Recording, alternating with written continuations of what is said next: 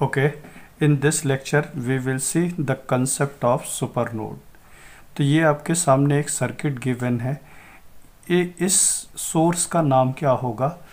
Shape कैसा है? Circular type में है और प्लस माइनस लगा हुआ है, तो पक्की बात है शेप सर्कुलर है तो मतलब इंडिपेंडेंट है, प्लस माइनस लिखा है तो वोल्टेज है, तो इसका पूरा नाम क्या होगा? इंडिपेंडेंट वोल्टेज सोर्स होगा।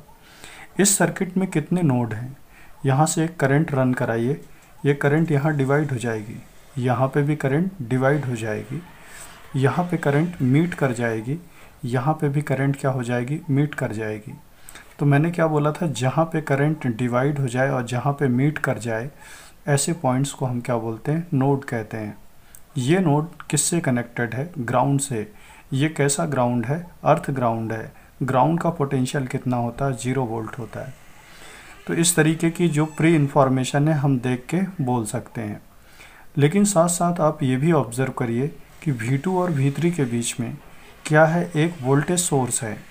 क्या V2 और V3 के बीच में किसी भी तरीके का रेजिस्टेंस लगा हुआ है? सीरीज़ में किसी भी तरीके का रेजिस्टेंस लगा हुआ है? नहीं। तो कभी भी आपको V2 और V3 के बीच में डायरेक्टली एक वोल्टेज सोर्स दिखे तो आप समझ जाना कि ये एक तरीके का सुपर नोड का प्रॉब्लम है। मैं क्या बोल रहा हूँ? V2 और V3 के बीच में डायरेक्टली कोई सोर्स दिखे, वोल्टेज सोर्स दिखे, तो आप समझ जाना ये किसका प्रॉब्लम है? सुपर नोड का प्रॉब्लम है। तो चलिए सबसे पहले इक्वेशन को डेवलप करना सीखते हैं।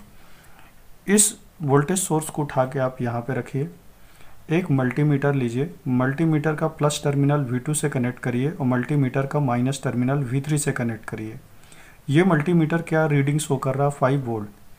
यानी कि ये मल्टीमीटर आपको ये बता रहा है कि इन दोनों पॉइंट्स का जो पोटेंशियल डिफरेंस है वो कितना? 5 वोल्ट है। मैं क्या बोल रहा हूँ? पोटेंशियल में डिफरेंस है। तो यानी कि पोटेंशियल में डिफरेंस कितना आ रहा? 5 वोल्ट। यानी मैं क्या बोल सकता हूँ? V2 minus V3 is equal to 5 volt. क्या ये पोटेंशियल डिफरेंस है? हाँ है। ये हमने इस तरीके से पहली इक्वेशन डेवलप कर ली। मतलब क्या बात समझ में आई कि V2 और V3 के बीच में कैसा लग रहा है? सुपर नोड लग रहा है। तो दूसरी इक्वेशन कैसे डेवलप करते हैं ये समझते हैं। दूसरी इक्वेशन डेवलप करने के लिए हम इसको अपसेंट मान लेते हैं। क्या मान लेते हैं? अपसेंट मान लेते हैं। तो आप एक काम करिए, पहले सिर्फ V2 की इक्वेशन लिखिए। तो क्या लिखेंगे? V2 नोड कनेक्टेड है V1 से, V2 माइनस V1 किसकी हेल्प से? 2 की हेल्प से। V2 नोड कनेक्ट है ग्राउंड से, किसकी हेल्प से? 8 की हेल्प से, इज इक्वल टू 0। फिर V3 नोड की इक्वेशन लिखिए। V3 नोड किससे कनेक्टेड है? V1 से, V3 माइनस V1 किसकी हेल्प से? 4 की हेल्प से, प्लस V3 नोड किससे कनेक्टेड है? ग्राउंड से, किसकी हेल्प से? 6 की हेल्प से, इज इक्वल टू 0। इन दोनों को जोड़ दीजिए। इन दोनों को क्या कर दीजिए? जोड़ दीजिए। तो जोड़ने पे क्या मिलेगा? V2 minus V1 divided by 2, V2 minus 0 divided by 8, V3 minus V1 divided by 4, V3 minus 0 divided by 6 is equal to 0। इन दोनों को क्लब करिए, आपको यही मिलेगा। सिर्फ आपको एक ही काम करना है, इसका पोटेंशियल डिफरेंस लिखना है पहली बार में, दूसरी बार में इसका इक्वेशन प्लस इसका इक्वेशन लिख देना है, तो आपके दोनों इक्वेशन डेवलप हो जाएंगे।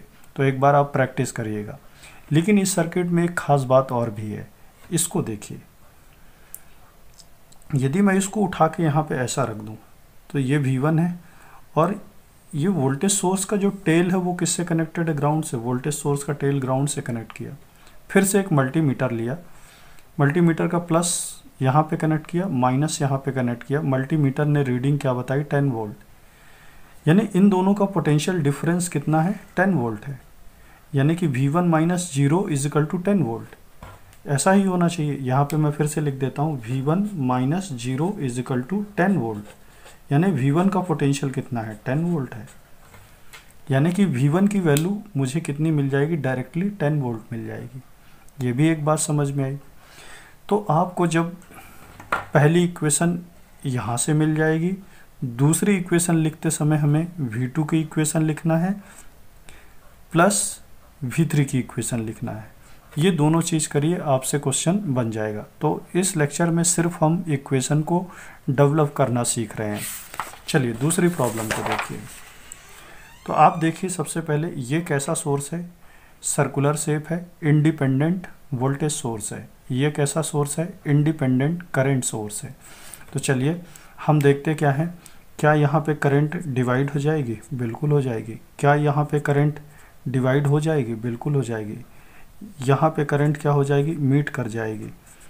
लेकिन इस नोड और इस नोड को सेम नोड लिया, क्योंकि इन दोनों के बीच में कोई रेजिस्टेंस नहीं है। अच्छा, ये जो तीसरा नोड है ये किससे कनेक्टेड है, ग्राउंड से। ग्राउंड का पोटेंशियल कितना होता है, 0 वोल्ट, ठीक है।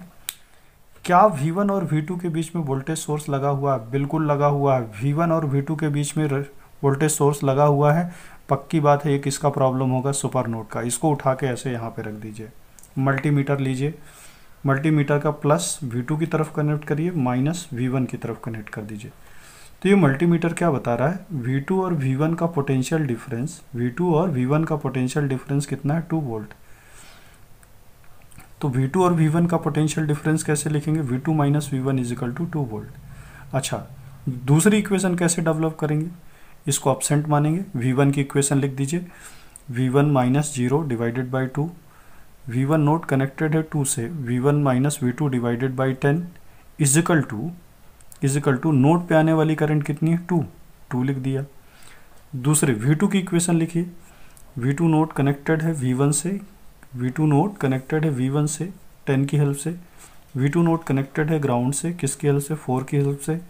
V2 से दूर जाने वाली करंट इजिकल टू -7। दोनों को जोड़ दीजिए, दोनों को जोड़ेंगे तो मेरे को क्या मिलेगा, V1 minus 0 by 2, V1 minus V2 divided by 10, V2 minus V1 divided by 10, V2 by 4 is equal to, right hand side पे देखिए 2 प्लस साइन के साथ है, 7 माइनस साइन के साथ। तो आप इस तरीके से दूसरी इक्वेशन को क्या कर सकते हैं, डेवलप कर सकते हैं। तो इस लेक्चर में इतना ही। नेक्स्ट लेक्चर में हम और भी सुपर नोड की प्रॉब्लम्स को सॉल्व करेंगे। तो होपफुली आपको ये समझ में आया होगा। आप एक बार इसको उठा के अपने कॉपी पेन लेके खुद से सॉल्व करिए, आपको बनेगा। तीसरा, चौथा, पांचवा, छठवा प्रॉब्लम भी है सुपर नोड का, वो भी हम सॉल्व करेंगे, उसको भी देखेंगे। सो यदि आपको ये लेक्चर अच्छा लगता है then please like, subscribe and share it. Thank you very much.